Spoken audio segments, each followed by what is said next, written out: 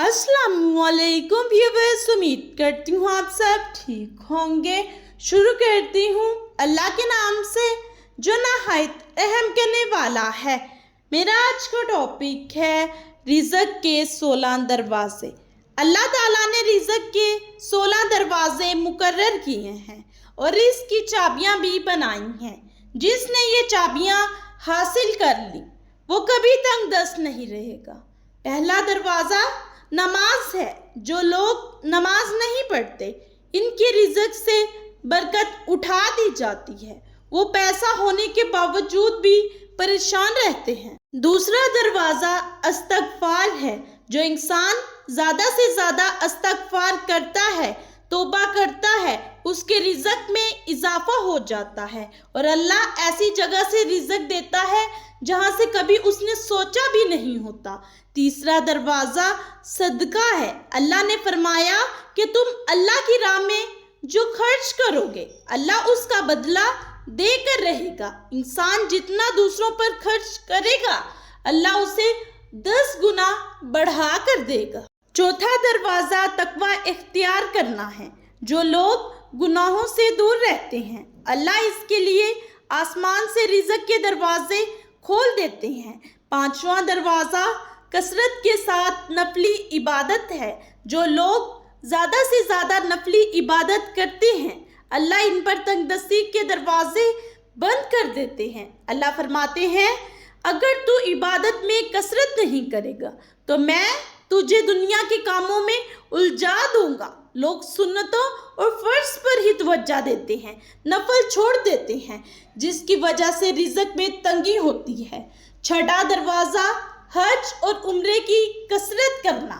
हदीस में आता है हज और उम्रा गुनाहों और तंगदस्ती को इस तरह दूर करते हैं जिस तरह आग की भट्टी सोना चांदी की मैल दूर कर देती है। सातवां दरवाज़ा रिश्तेदारों के साथ अच्छे सलूक से पेश आना। ऐसे रिश्तेदारों से भी मिलते रहना जो आपसे किताए ताल्लुक हों। नबी अकरम सल्लल्लाहु अलैहि वसल्लम ने फरमाया सबसे जल्दी जिस चीज़ का सवाब पहुंचता है वो नेकी करना और रिश्तेदारी निभाना है और सबसे जल्दी जिनका अजाब आता है वो बगावत और रिश्तेदारी तोड़ना है। आठवां दरवाज़ा कमज़ोरों के साथ सिला रहमी करना है। गरीबों के गम बांटना, मुश्किल में काम आना अल्लाह को बहुत पसंद है। हज़रत अनस बिन मालिक रज़ी अल्लाह ताला अन्हु से रवायत है कि उन्होंने नबी अकरम सल्लल्लाहु अलैहि वसल्लम को फरमाते हुए सुना कि जो अपने रिज़्क में वुसअत या उम्र में दराजी चाहे तो उसे चाहिए कि सिला रहमी करे। नवा दरवाज़ा अल्लाह पर तवक्कल है। जो शख्स ये यकीन रखे कि अल्लाह देगा तो इसे अल्लाह ज़रूर देगा और जो शक करेगा वो परेशान ही रहेगा। हज़रत उमर बिन खिताब से रवायत है कि नबी अकरम सल्लल्लाहु अलैहि वसल्लम ने फरमाया अगर तुम अल्लाह ताला पर इस तरह भरोसा करते हो जैसा भरोसा करने का हक है तो तुम्हें इस तरह रिज़्क दिया जाता है जिस तरह परिंदों को रिज़्क दिया जाता है। वो सुबह को भूखे निकलते हैं और शाम को पेट भरकर वापस आते हैं।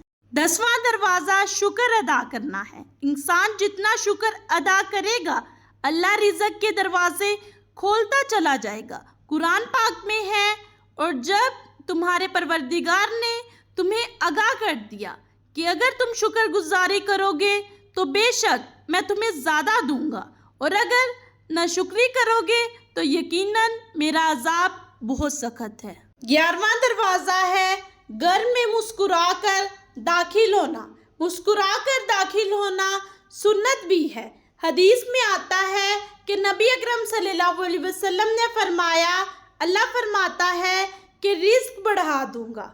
जो शख्स घर में दाखिल हो और मुस्कुराकर सलाम करे। 12वां दरवाज़ा है माँ बाप की फर्मा बरदारी करना। ऐसे शख्स पर कभी रिज़्क तंग नहीं होता। 13वां दरवाज़ा है हर वक्त बावजू रहना। जो शख्स हर वक्त नेक नियति के साथ बावजू रहे तो इसके रिज़्क में कमी नहीं होती।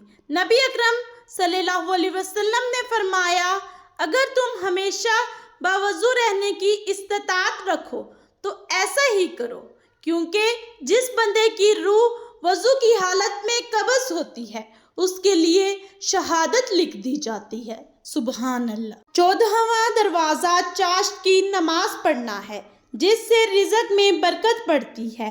حدیث میں ہے، چاشت کی نماز رزق کو کھینچتی ہے اور تنگ دستی کو دور بھگاتی ہے۔ 15واں دروازہ ہے روزانہ سورۃ واقعہ پڑھنا، اس سے رزق بہت بڑھتا ہے۔ 16واں دروازہ ہے اللہ سے دعا مانگنا، جو شخص جتنا دل سے اللہ سے مانگتا ہے اللہ اس کو بہت دیتا ہے۔